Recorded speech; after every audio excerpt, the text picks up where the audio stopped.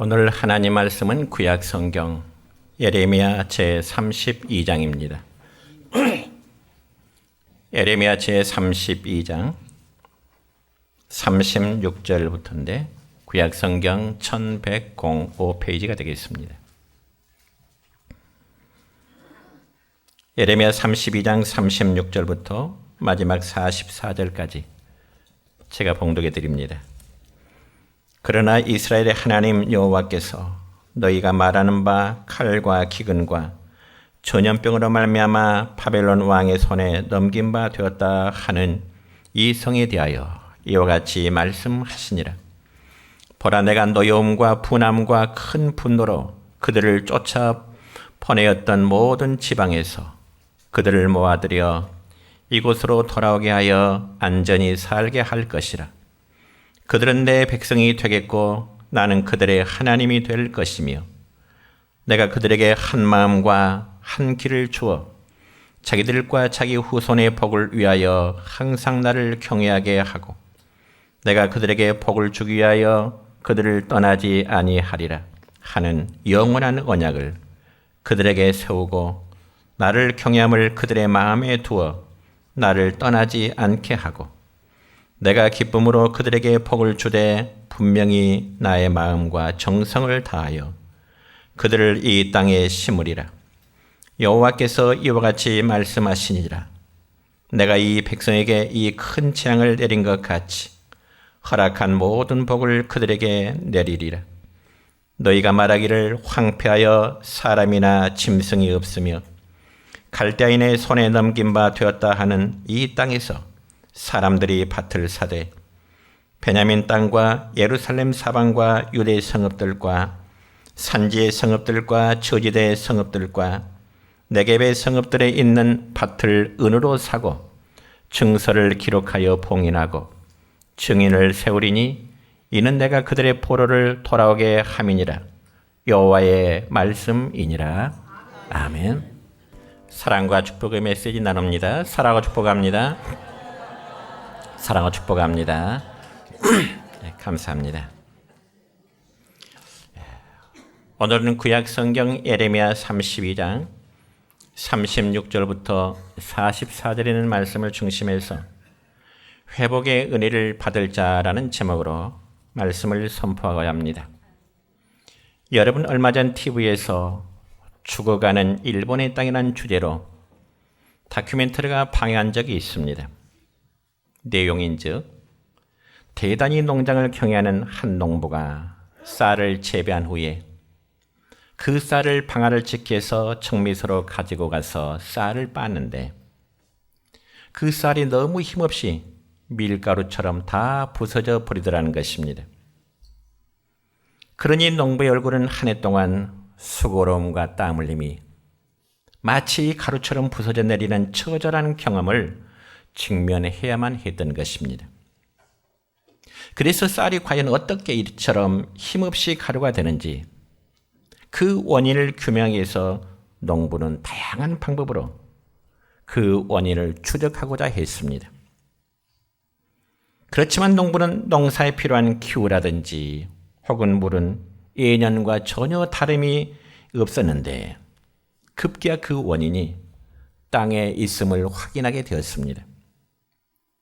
그래서 그 농부는 토지를 감정하기 위해서 논을 깊이 파고 그 흙을 관찰하게 됩니다. 그런데 여러분, 놀라운 사실은 그 땅에서는 시궁창에서나 맡을 수 있는 아주 심한 악취가 나고요. 반면에 지렁이나 박타리아 등 좋은 땅에서 볼 수 있는 미생물은 하나도 발견되지가 않는 것입니다. 그러니 그 땅은 이미 살아있는 숨쉬는 땅이 아니라 이미 죽은 땅이나 마찬가지였다는 사실입니다. 그리고 그 땅엔 더 이상 생명이 살 수 없는 굳어버리고 산성화된 땅이 되어버리고야 말았습니다. 그렇다면 여러분, 무엇 때문일까요? 땅이 그렇게 된 데는 단 한 가지 이유밖에 없습니다. 그 원인은 수십 년 동안 그 농부는 대단히 농장을 경영하면서 엄청난 수확과 이윤을 위해서 화학 비료와 그리고 농약을 많이 써왔기 때문이었습니다. 그러다 보니 그 결과 땅이 죽게 된 것입니다. 이 사실에 농부는 큰 충격을 받고요. 이미 산성화되고 죽어버린 그 땅을 살리기 위해서 이제 유기농법을 주장하고, 그리고 새로운 흙을 논에 뿌리고 풀을 섞어서 만든 퇴비로 거름을 만들어 논과 그리고 땅을 다시금 살리는 그러한 운동을 벌이게 되었습니다. 그리고 인간이 살기 위해서는 무엇보다 땅을 살려야 한다는 사실을 그를 통해서 홍보하고, 땅과 인간과의 관계를 새롭게 조명하는 다큐멘터리의 내용이었습니다. 그와 마찬가지로 사람이 생명의 근원 대신 하나님을 떠나서 인간의 수단과 그리고 인간의 방법을 가지고 자신의 욕심을 위해서 살게 되면 마치 산 땅이 생명 없이 죽은 땅이 되어버린 것처럼 인간의 모습도 소망이 없는 황폐한 인생이 될 수밖에 없는 것입니다. 그래서 오늘 우리가 읽은 본문 말씀인 에레미야 32장의 말씀을 보면은 유다 나라가 하나님을 떠나고 그리고 우상을 섬기고 죄악의 길을 가게 될 때 에레미야 선지자는 유다가 바벨론에 의해서 멸망을 당하게 될 것이라는 애언의 메시지를 그 백성들에게 선포하게 되었습니다. 그자 당시 유다 나라의 시드기야라는 왕은 에레미야 선지자를 왕궁에 있는 시대 뜰에 가두어 버리게 됩니다. 그러나 본문에서 하나님은 에레미야 선지자를 통해서 그들이 바벨론 포로 생활에서 죄를 회개하고 그리고 하나님께로 돌아오면 다시금 하나님의 참 백성의 모습으로 하나님은 회복시켜 주시고 그들에게 복을 주시라고 하는 그 약속의 말씀을 주시는 것입니다. 그러므로 첫째로 회복의 은혜는 언제나 하나님께 돌아올 때 일어난다는 사실을 여러분 믿으시기를 바랍니다. 여러분, 하나님은 이스라엘 백성들에게 선지자들을 보내서 당신께 돌아오고 믿음을 회복하라는 말씀을 여러 선지자를 통해서 자주 말씀을 하십니다. 그럼에도 일반 백성들은 선지자의 말을 외면하고 선포된 그 말씀 듣기를 거부하게 이르게 된 것입니다. 그저 하나님께서는 범죄하고 돌이키지 않는 백성들을 그래도 돌아오도록 하기 위해서 바벨론이라는 나라를 들어서 사랑의 매로 그들을 징계 채찍을 가시게 되는 것입니다. 그 결과 그들은 고난을 당하면서 자신들의 죄를 깨닫고 그리고 회개하며 하나님께 돌아오게 되는 것이죠. 여러분, 하나님께서는 어떤 잘할지라도 죄를 용서하시며 회개하는 자에게 다시금 그들의 모습을 회복시켜 주시는 하나님이신 것입니다. 여러분, 이러한 사실은 우리가 신약 성경 누가복음 15장의 말씀을 보면은 탕자가 아버지를 떠나고 집을 떠난 그리고 굶주림 속에 있는 자신의 비참한 모습을 바라보면서 그때야 아버지를 생각하고요, 자신의 죄를 뉘우치고요, 아버지의 품으로 돌아왔을 때 모든 것이 회복됐던 것과 마찬가지인 것입니다. 사랑하는 성도 여러분이여, 인간의 비극은 하나님을 떠나서 죄 가운데서 사는 데부터 시작되게 된 것입니다. 그러므로 최초의 사람 아담과 하와가 범죄한 이후에 그 에덴 동산은 죽은 땅처럼 생명을 잃어버리고 평안도 없고 그리고 모든 소망을 잃어버리게 되었습니다. 그리고 하나님의 진노와 심판과 형벌만이 그곳에 임하게 된 것입니다. 그러므로 오늘날도 이미 하나님을 알고 믿음 안에 사는 성도들이 안타까운 심정으로 우리 주변에 있는 불신자들에게 죄에서 돌이켜 하나님께로 돌아오도록 그렇게 복음의 메시지를 전하면 불신자들이 우리의 권면을 받아들인 그들의 반응이 과연 어떻게 나올까요? 그들은 자신이 죄인이라는 사실을 인정하려고 들질 않습니다. 어쩌면 우리가 전하는 회개라는 말을 굉장히 거북스럽고 그리고 듣기 싫어하게 됩니다.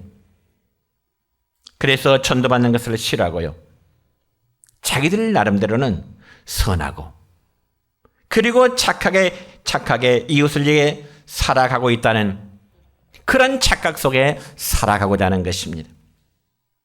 그런데 여러분, 더욱 심각한 것은 예수 믿는 우리가 성도가 되었어도 어쩌면 복에 대한 말씀은 듣기를 좋아하지만 죄에 대한 메시지, 회개하라는 이 메시지에 대해서는 어쩌면 싫어하는 사람들이 너무나 많습니다.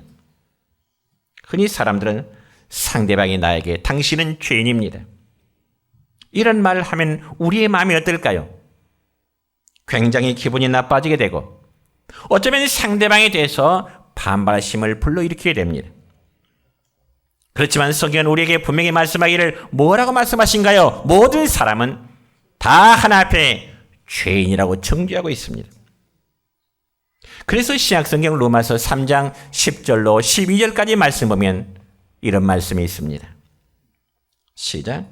의인은 없나니 하나도 없으며 깨닫는 자도 없고 하나님을 찾는 자도 없고 다 치우쳐 함께 무익하게 되고 선을 행하는 자는 없나니 하나도 없도다. 아멘. 그렇습니다.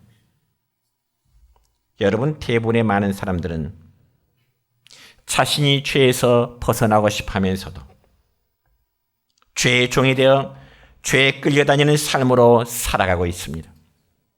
왜냐하면 인간은 본래 본성적으로 죄인이기 때문에 죄의 종이 되어서 죄가 이끄는 대로 힘없이 끌려가는 존재가 모든 사람들의 공통적인 모습이다, 그 말입니다. 그래서 비유하자면 죄의 바이러스에 걸린 것입니다. 여러분, 죄는 비유하자면 마치 감기와 비슷하다고 저는 한번 그렇게 정의해보고 싶습니다. 왜냐하면 여러분, 감기를 방치하면 모든 질병의 근원이 될 수 있기 때문에 그렇습니다. 그와 마찬가지로 사랑하는 성도 여러분이여, 죄라는 것은 우리의 눈에 보이지 않지만은 일단 사람들의 마음속에 들어가 전염되면은 그때부터는 영적인 모든 기능이 서서히 시들어갈 수밖에 없습니다. 그래서 교회는 나오지만 기도하기 싫어지고, 교회는 나오지만 예배드리기 싫어하고요, 말씀 읽기가 싫어지고요, 사람 만나야 귀찮고요, 봉사하기 싫어지고요, 만사의 신경질이 나고 의욕이 떨어지게 됩니다. 혹시 여러분 각자의 모습이 아닌지 한번 스스로의 신앙의 진단을 해보시기 바랍니다. 여러분, 신약성경 요한복음 8장 34절에 보면 예수님은 이런 말씀을 우리에게 주십니다. 시작. 예수께서 대답하시되 진실로 진실로 너희에게 이르노니 죄를 범하는 자마다 죄의 종이라. 아멘. 죄를 범하는 자마다 죄의 종이라. 여러분, 죄의 종에게는 자유가 없습니다. 그래서 하나님과 이웃을 섬길 자유나 의와 선을 행하고 싶은 마음과 의욕을 이 죄가 다 빼앗아가 버리게 되는 것입니다. 그럼에도 성경은 말씀하기를 죄를 회개하고 하나님께 돌아오면 죄에서 자유함을 얻게 되리라, 그렇게 우리에게 말씀하고 있습니다. 우리가 성경적인 근거를 한번 찾아볼까요? 신약성경 요한일서 1장 9절의 말씀을 보면 이런 말씀이 있습니다. 시작. 만일 우리가 우리 죄를 자백하면 저는 미쁘시고 의로우사 우리 죄를 사하시며 우리를 모든 불의에서 깨끗하게 하실 것이요. 아멘. 믿습니까? 다시 한번 읽을게요. 시작. 만일 우리가 우리 죄를 자백하면 저는 미쁘시고 의로우사 우리 죄를 사하시며 우리를 모든 불의에서 우리를 깨끗하게 하실 것이요. 아멘. 저와 여러분이 우리의 삶의 죄를 버리고 성결하게 살 때 회복의 은혜가 주어짐을 여러분 믿으시기를 주 이름으로 축원합니다.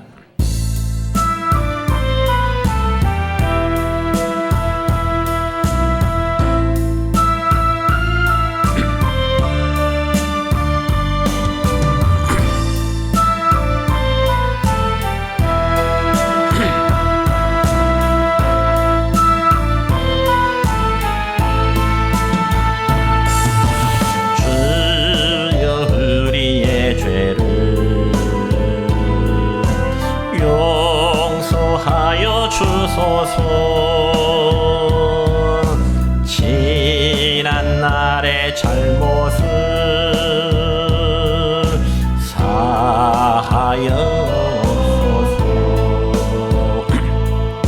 주여 우리의 죄를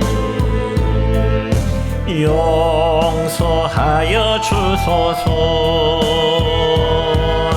지난 날의 잘못을 사하여 주옵소서. 주여 나의 죄를 위하여 주여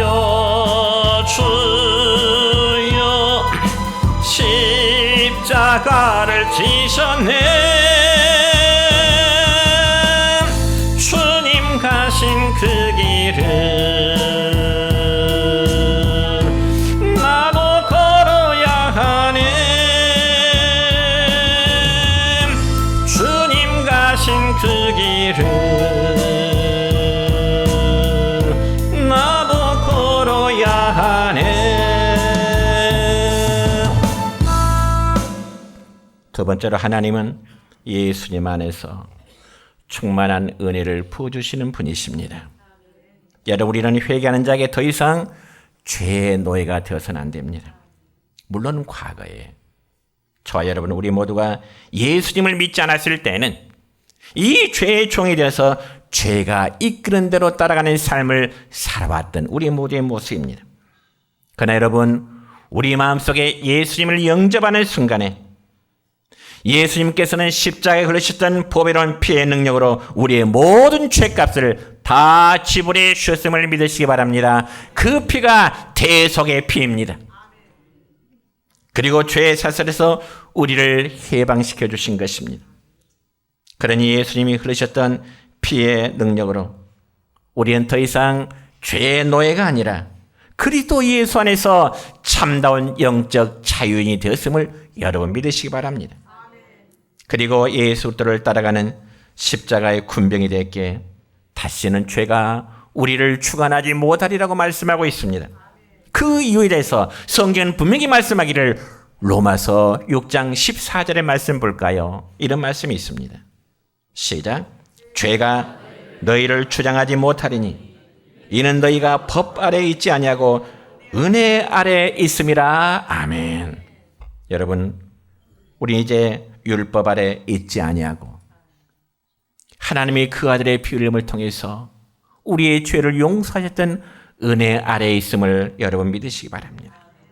그렇기 때문에 율법 아래 있는 자들은 아무리 선하고 아무리 스스로 착한 일을 많이 했다 할지라도 결국 그는 죄인일 수밖에 없습니다. 여러분, 그럴 수밖에 없는 것은 이 세상에 율법의 조항을 다 지킬 수 있는 사람이 세상 천지에 누가 있겠습니까? 그럼 우리는 법 아래에 있지 않냐고 은혜 아래에 살아가는 사람들입니다. 그래서 더 이상 죄의 지배를 받지 않습니다. 여러분, 우리가 신약 성경 가운데 로마서 6장의 말씀을 보면은 6장 전체의 내용을 한마디로 요약하자면 예수 그리스도와의 연합이라는 그런 내용입니다. 실제로 로마서 6장 3절의 말씀 볼까요? 시작. 무릇 그리스도 예수와 합하여 세례를 받은 우리는 그의 죽으심과 합하여 세례를 받은 줄을 알지 못하느냐. 아멘. 그러니까 이 말씀을 보면은 그리스도와 합하여라는 말씀과 그의 죽으심과 합하여라는 말씀에 강조점이 있습니다. 그리스도와 합하여, 그리스도의 죽으심과 합하여. 그러므로 예수님을 나의 구주라고 고백하고 세례를 받는 모든 성도는 그리스도와 합하였으며 나와 그의 죽으심과 합한 자들입니다. 여러분의 세례는 단순한 의식이나 어떤 성례전을 의미하는 것이 아니라 예수 그리스도와 나와의 관계가 연합되었다, 그런 의미가 있습니다. 그리고 합하였다는 말은 하나가 되었다는 뜻이죠. 연합. 즉 하나됨을 강조합니다. 그래서 또다시 우리는 로마서 6장 5절의 말씀을 볼까요? 이렇습니다. 만일 우리가 그의 죽으심과 같은 모양으로 연합한 자가 되었으면 또한 그의 부활 같은 모양으로 연합한 자도 되리라. 아멘. 사도 바울은 계속해서 예수 그리스도와 성도의 연합을 강조하고 있는데, 연합이라는 이 말은 나와 그리스도가 하나 되고 일치되었다는 그런 의미입니다. 그리고 예수님이 십자가에서 죽으신 것과 부활하심에 우리는 동참하게 되었고 함께 공유한다는 의미입니다. 그럼 우리는 신약성경 가운데 바울 서신에 보면 예수 그리스도 안에서라는 말이 아주 많이 자주 반복되고 있습니다. 그리고 그 말씀의 의미는 자신이 그리스도를 떠나서는 아무것도 할 수 없다고 하는 자신의 위대한 신앙 고백입니다. 우리 모두에게도 이러한 믿음의 고백이 있기를 축원합니다. 우리가 성경 가운데 갈라디아서 2장 20절의 말씀을 볼까요? 바울의 위대한 신앙 고백입니다. 시작. 내가 그리스도와 함께 십자가에 못 박혔나니 그런즉 이제는 내가 사는 것이 아니요 오직 내 안에 그리스도께서 사시는 것이라. 이제 내가 육체 가운데 사는 것은 나를 사랑하사 나를 위하여 자기 자신을 버리신 하나님의 아들을 믿는 믿음 안에서 사는 것이라. 아멘.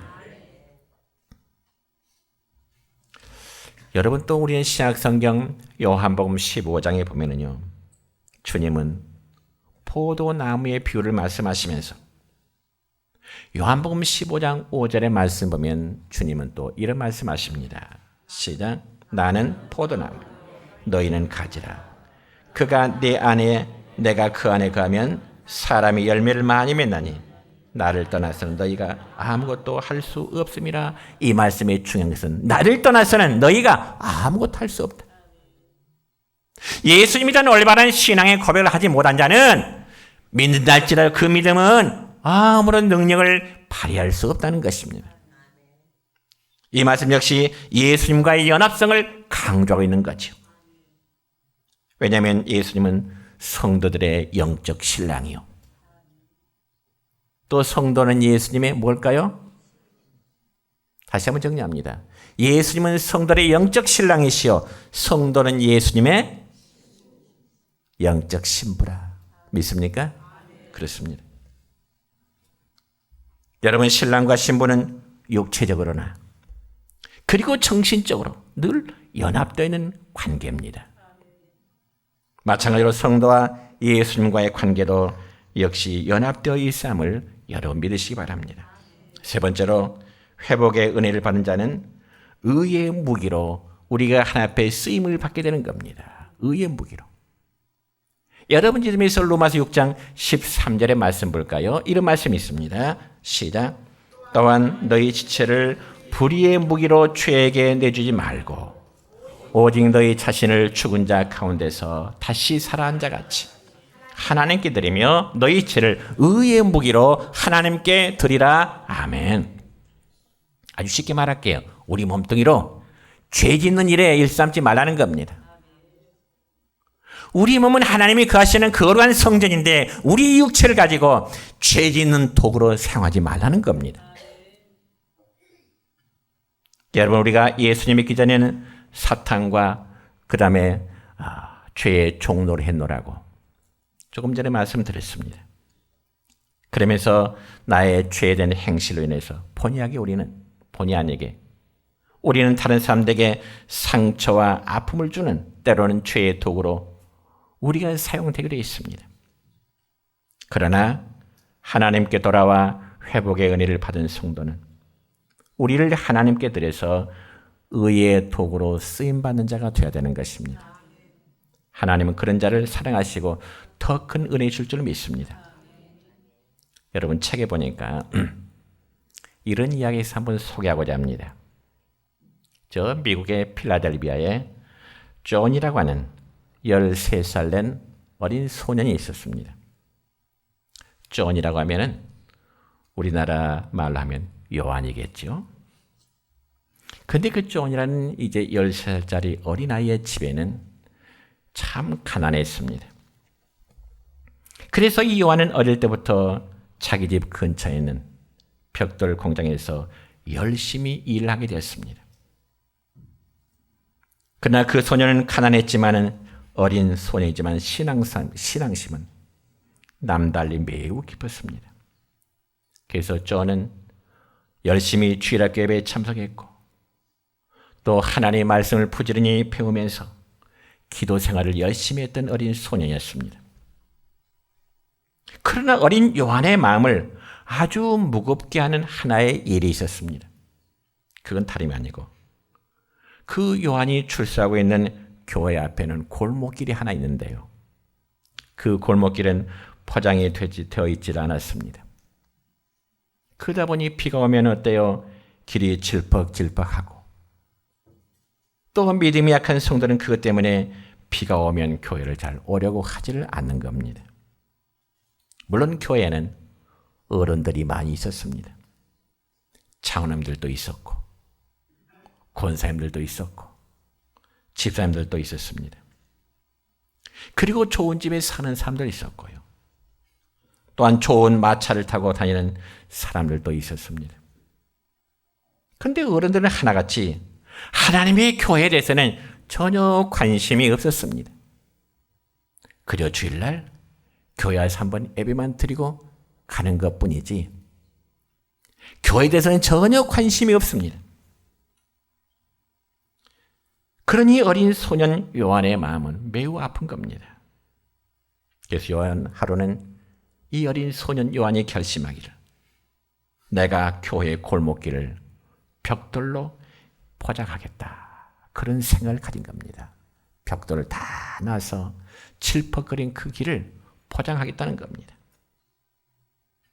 그렇지만 그 당시 요한이 벽돌 공장에서 받는 하루의 임금은 7센트였습니다. 우리가 7센트는 좀 생소하죠. 1달러 그러면 쉽게 하는데 이해를 좀 쉽게 하기 위해서 1센트의 돈이라면 1달러의 100분의 1입니다. 100분의 1. 그래서 요즘 환율 1달러를 넓게 잡아서 한 1,400원. 1달러 1,400원 잡다면 7센트라면 얼마일까요? 얼마일까요?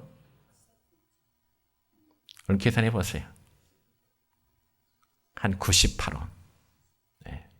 1달러면 1,400원 잡고 7센트라면 98원 그렇게 된 거죠. 1센트는 1달러의 100분의 1이니까요. 계산 맞죠? 틀립니까? 맞죠? 예. 답변해서 제가 틀린 줄 알았습니다. 자, 그러니까 요한이 벽돌 공장에서 하루 임금 7센트를 받으면 그 중에서 식사 때를 떼고 최저의 잡비를 채하고 나면 딱 벽돌 한 장 살 수 있는 돈이라는 거죠. 그래서 요한은 그 돈으로 매일매일 벽돌을 한 장씩 사들고 교회 와서 그 골목길을 포장해 나가기 시작하는 겁니다.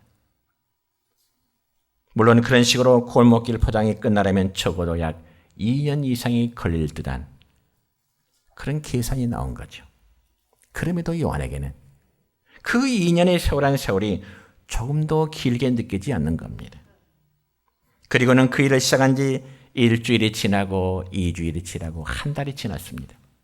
그럼에도 교회 어른들은 처음에 어린 요한의 행동을 마치 장난처럼 여기고요. 하다 말겠지. 현대 일의 과정은 점차적으로 드러나기 시작하는 거예요. 한 장, 두 장, 날마다 질퍽거린 그 땅에 벽돌로 오니까요. 그자 그때부터 어른들은 자신들을 부끄럽게 여기기 시작합니다. 그러면서 어른들이 드디어 이제 이기적인 마음이 깨지고 어른들이 발벗고 나서기 시작합니다. 얼마 가지 않아서 교회 앞의 골목길은 깨끗하고 아름답게 포장이 되어졌습니다. 그뿐만이 아니고요. 낡았던 예배당 건물도 어느덧 깨끗하게 새롭게 단장됩니다. 그렇다면 여러분, 이런 소년 요한의 헌신에 대해서 하나님은 그를 어떻게 보상하셨을까요? 하나님은 요한에게 엄청난 복을 내리주셨는데요. 여러분, 이 사람이 누군 줄 아십니까? 훗날 미국의 백화점 왕이라고 불리는 존 와나메이커라는 사람입니다.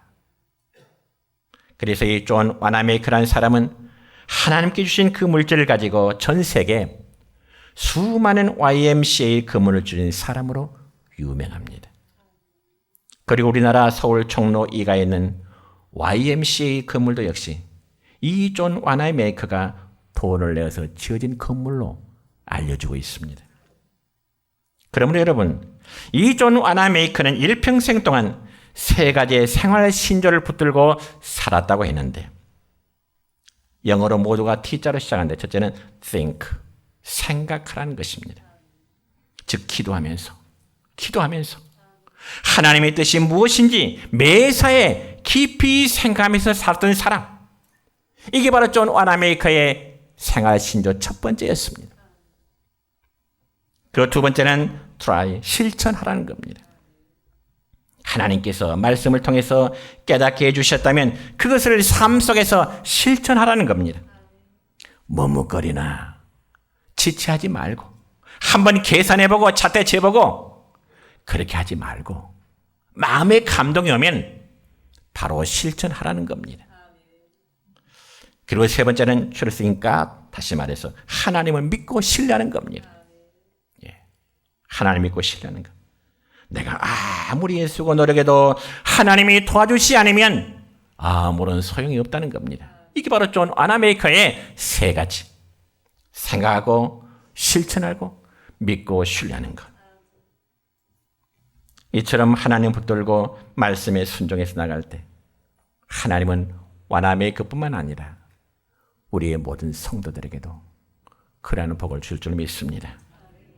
그러면 오늘 우리는 모두는 하나님께로부터 받은 은사를 가지고 의의 도구로 들여지고 하나님의 영광을 드러낸 삶으로 살아가시기를 우리 주님의 이름으로 축원합니다.